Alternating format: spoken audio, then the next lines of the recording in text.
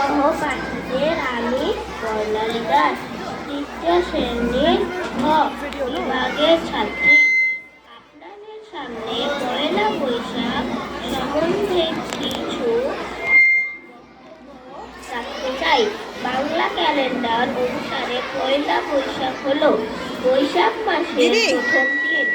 পয়লা বৈশাখ বাংলা নববর্ষ নামেও পরিচিত। এই উৎসব পশ্চিমবঙ্গ, আসাম এবং ত্রিপুরায় অত্যন্ত আনন্দ ও উৎসাহের সঙ্গে পালিত হয়। সাধারণত এই উৎসব 14 বা 15 এপ্রিল পালিত হয়।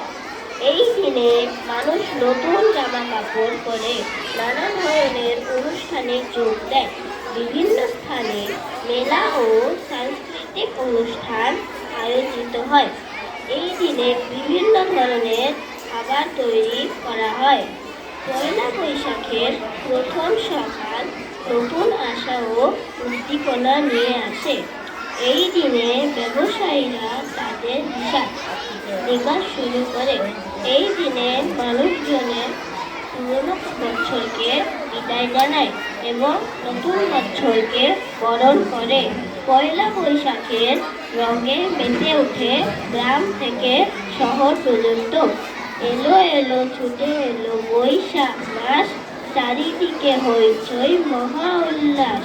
মুছে যাক শত্রুতা সব হানাহানি, হাতে হাতে রেখে আজ যাব সম্মুখে।